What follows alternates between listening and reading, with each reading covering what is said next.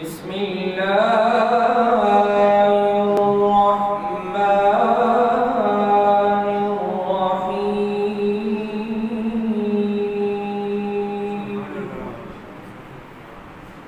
یا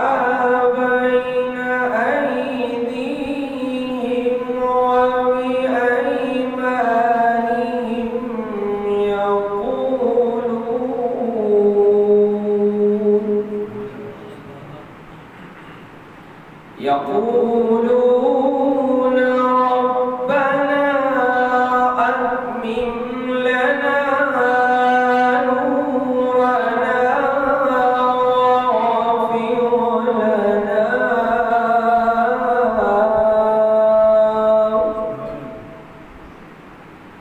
ربنا أتمم لنا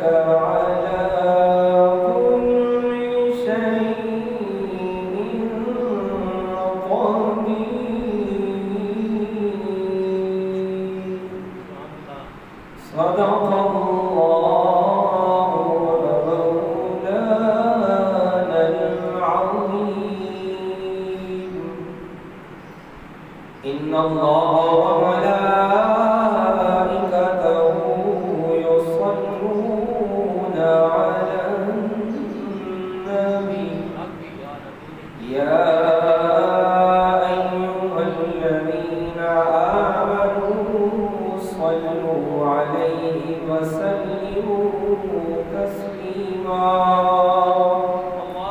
اللهم صل على سيدنا محمد وعلى آل سيدنا محمد وبارك وسلم الصلاة والسلام عليك يا سيدي يا رسول الله وعلى آلك وأصحابك يا سيدي يا حبيب الله اللہ جل مجدہ و جل شانہ کی حمد و ثنا حضور نبی رحمت خاتمی مرتبت سید المرسلین خاتم النبیین امام الانبیاء خاتم الانبیاء جناب سیدنا محمد مصطفیٰ صلی اللہ علیہ وآلہ وسلم کی بارگاہ مبارک میں ہدیہ درود و سلام پیش کرنے کے بعد عظیم مکرم قرآن مجید کے 28ویں پارے سے سورہ تحریم کی ایک آیت مبارکہ تلاوت کرنے کا شرف حاصل ہوا۔ خالق کائنات مالک ارض و سماوات کی بارگاہ میں دستہ دعا ہے رب العالمین حق و سچ کی توفیق عنایت فرمائے اور سننے اور سنانے کے بعد ہم तौफीक अता फरमाए। आज़ीज़ मुकर्रम, रब का फजल व एहसान है और उसका करम है कि हम रमज़ान मुबारक के आज के इस जुमअतुल विदा की सआदतें और बरकतें हासिल करने के लिए अपने खालिक व मालिक के हुज़ूर हाज़िर हैं। परवरदिगार आलम आज के इस बाबरकत दिन के वसीले से, आज के इस अज़ीम शान दिन के वसीले से हम सब के तमाम सगीरा कबीरा गुनाहों की माफ़ी अता फरमाए और हम सबको आइंदा ज़िंदगी में नेक अमाल की रब करीम तौफीक अता फरमाए। आज़ीज़ मुकर्रम, जैसा कि आपने अक्सर व बेशतर सुना होगा कि रमज़ान मुबारक का ये आखिरी अशरा अज़ाब जहन्नम से निजात का अशरा है। रब करीम ने अपने बंदों पर फजल और एहसान इस तरह फरमाया है कि अपने गुनहगार बंदों के लिए मुआफ़ी का मौका अता फरमाया है।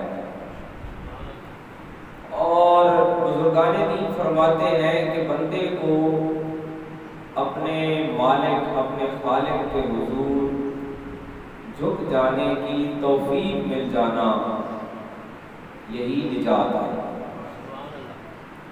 जो झुक गया वो निजात पा गया।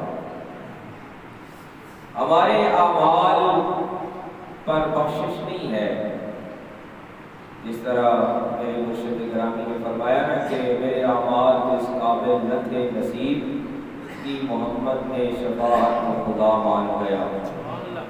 हमारे आमाल तो इस काबिल नहीं है, लेकिन जो हुक्म है, जो फरीज़ा है, जो ड्यूटी है, वो सरअंजाम देनी है। और बंदे के ज़िम्मे ड्यूटी क्या है? बंदा गुलाम को कहते हैं और गुलाम हुक्म का पाबंद होता है। ये जो इसकी तारीफ है ना, डेफिनेशन है, ये ज़हन में रहे कि बंदा गुलाम को कहते हैं और गुलाम हुक्म का पाबंद होता है। और गुनाह की अगर तारीफ और उसकी डेफिनेशन तलाश की जाए कि गुनाह किसको कहते हैं, गुनाह नाफरमानी को कहते हैं। हम हर वक्त नाफरमानी कर रहे हैं और बंदे के लिए यही एजाज़ है और यही उसका मनसब है कि वो अपने मालिक के हुजूर पेश हो जाए। ये पेश हो जाना यही बंदे की बंदगी का इज़हार है। अब कबूल वो करे ना करे, ये उसके काम है, ये उसके शायाने शान है, लेकिन बंदे की ड्यूटी ये है कि बंदा हाजिर हो जाए, बंदा अपने मालिक के हुजूर पेश हो जाए। कुरान मजीद की आज की ये जो आयत मुबारका मैंने अपने उन्वान में पढ़ी, इसमें अल्लाह करीम ने अहले ईमान को फरमाया, या अय्युहल्लज़ीना आमनू, ऐ वो लोगों जो ईमान लाए। पहली शर्त ये है कि बंदा ईमान वाला हो। और ईमान जानते हैं किसको कहते हैं? ईमान की अगर आप एक जुमले में और मुख्तसर वज़ाहत हासिल करना चाहते हैं तो ईमान ये है कि जिस इंसान का ताल्लुक मकीने गुंबद खज़रा से हो गया है कि ऐ ईमान वालों, तूबू इलल्लाहि, लौटो अपने रब की तरफ, तौबतन नसूहा, पुख्ता तौबा के साथ। तौबा का लफ्ज़ी माना भी होता है लौट आना, पलट आना, फिर आना। यानी बंदे के सामने दो रास्ते हैं, जिस तरह कुरान मजीद ने खुद बताया ना कि वहदैनाहुन नजदैन, कि ये इंसान का ही मनसब है और इंसान के ही शायाने शान बनाया गया, वरना ये फरिश्तों में नहीं है। फरिश्तों में नहीं है कि वो गुनाह कर ही नहीं सकते हैं, انتخاب ہی نہیں ہے، چوائس نہیں ہے، آپشن ہی نہیں ہے، صرف اللہ کے حکم کی پابندی کرنی ہے۔ یہ انسان کے لیے ہے کہ اسے 2 آنکھیں دی ہیں، 2 کان دیے اور 2 ہاتھ دیے ہیں، کیوں کہ دونوں راستے دیکھ لو اور پھر انتخاب تمہارا ہے۔ اور جب کبھی تمہیں موقع ملے اے ایمان والو توبو الی اللہ، اپنے الہ کی طرف، اپنے مالک کی طرف لوٹ آؤ۔ اس کائنات میں حقیقی جو نجات ہے اور جو کامیابی ہے وہ اللہ کے راستے میں ہے، اپنے الہ کی طرف آنے میں ہے۔ توبۃ نصوحا، پکی توبہ کرو۔ پکی توبہ کیا ہے؟ کہ بندہ اپنے رب کے حضور پیش ہو جائے اور اپنی غلطیوں اور اپنی کوتاہیوں اور اپنی نافرمانیوں کو قبول کر لے۔ بندہ جب اپنے گناہوں کو قبول کر لیتا ہے، عظیم مکرم رب اس کے گناہوں کی معافی اس کو عطا فرما دیتا ہے۔ یہ ہمارے مانگنے کی دیر ہے، یہ ہمارے جھکنے کی دیر ہے، اور یہ ہاتھ پھیلانے کی، یہ دامن پھیلانے کی تاخیر ہے۔ رب کی طرف سے بخشش میں تاخیر نہیں ہے۔ قرآن مجید میں ایک مقام پر اللہ کریم نے فرمایا رحمتی واسعت کل شیء، وہ بڑا سخت پکڑنے والا بھی ہے، وہ جبار اور قہار بھی ہے، وہ عادل بھی ہے، بڑا سخت عدل کرنے والا بھی ہے۔ لیکن اس کے ساتھ فرمایا میری پکڑ بھی سخت ہے، عذاب بھی سخت ہے، عدل بھی بڑا سخت ہے، لیکن بندو یاد رکھو رحمتی واسعت کل شیء۔ حضرت شیخ کبیر امام الصوفیاء محی الدین ابن العربی فرماتے ہیں کہ یہ ساری جو کائنات رزق کھا رہی ہے اور یہ جو نظام کائنات چل رہا ہے یہ رحمتی واسعات کے وسیلے سے چل رہا ہے، وگرنہ جہاں بندہ غلطی کرتا بندے کا رزق بند ہو جاتا، جہاں بندہ غلطی کرتا اسی وقت جس طرح پچھلی قوموں میں ہوتا رہا چہرے مست ہو جاتے، شکلیں بگاڑ دی جاتی، اس کے ماتھے پہ اس کا گناہ لکھ دیا جاتا۔ فرمایا رحمتی واسعت کل شیء، کہ میری رحمت ہر شے سے وسیع ہے۔ اور یہاں فرمایا کہ اے بندو، اے ایمان والو، شرط یہ ہے کہ ایمان موجود ہو، ایمان موجود ہو اور بندہ اپنے رب کی طرف لوٹ آئے۔ اور آگے فرمایا کہ چاہے تمہارے پاس جتنی نیکیاں ہیں، جتنے گناہ ہیں، ہم ان کو بدل دیں گے نیکیوں سے۔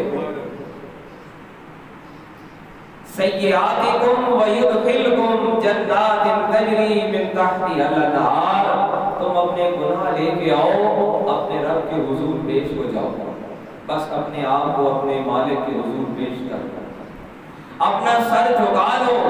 یوم لا یخزی اللہ النبی والذین آمنوا معہ، پھر وہ دن کہ جس دن اللہ اس کا رسول اہل ایمان ساتھ ہوں گے، نورہم یسعی بین ایدیہم وبایمانہم، تو اس دن ہم کیا کریں گے کہ ہم ان کے ہاتھوں میں نور دیں گے، ان کے اعمال نورانی صورت میں ان کے ہاتھوں میں دیے جائیں گے۔ یقولون ربنا اتمم لنا نورنا واغفر لنا، اور پھر وہ بندے کہیں گے اے ہمارے پروردگار ہمیں بخش دے، ہمیں نور عطا فرما۔ تو عظیم مکرم رب فرما رہا ہے کہ ہماری بخشش کھلی ہے، رب کا دروازہ کھلا ہے، رب کی عنایت جاری ہے، اس کا فضل و کرم بڑھ رہا ہے۔ اب شرط اتنی سی ہے کہ ہم نے اپنا دامن پھیلانا ہے، ہم نے منگتا بننا ہے، سوالی بننا ہے، اور اس کے در کا سوالی جو ہوتا ہے یہ اس کے در کی شان یہ ہے، وہ کیونکہ غنی عن العالمین ہے، یہ اس کے شایان شان ہے کہ اس کے در کا جو سوالی ہے اس کا دامن خالی نہیں رہتا، بھر دیا جاتا ہے۔ بھر دیا جاتا ہے۔ اب یہ بندوں پر ہے کہ وہ کب مانگتے ہیں اور کیا مانگتے ہیں۔ اب یہ بندے کے سوال کرنے پہ ہے۔ تو عازم مکرم، یہ رمضان المبارک کی جاتی ہوئی ساعتیں، یہ الوداع ہوتی ہوئی گھڑیاں، اور یہ پھر جمعۃ المبارک کے بابرکت لمحات، یہ ہمیں دعوت فکر دے رہے ہیں کہ آئیے اپنے رب کے حضور ہم پیش ہو جائیں۔ اپنے وہ سارے گناہ جو ہم نے اپنے گھر والوں سے چھپا رکھے ہیں، بہت سارے گناہ ایسے ہوتے ہیں جو بندہ اپنے والدین سے چھپا کے کرتا ہے، بہت سارے گناہ ایسے ہوتے ہیں جو دوبارہ بندہ اپنے آپ کو بھی نہیں جتا سکتا، اپنا سامنا بھی نہیں کر سکتا۔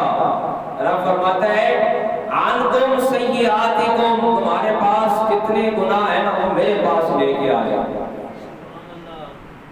رب کی بارگاہ میں لے کے آ جاؤ۔ ہاں، اپنے گناہوں کو قبول کرو، اپنی غلطیوں کو تسلیم کرو، اور بندے کے شایان شان یہ ہے، بندے کی عزت اس میں ہے، اور بندے کا منصب اس میں ہے کہ بندہ اپنی غلطیوں کو تسلیم کرتا ہے۔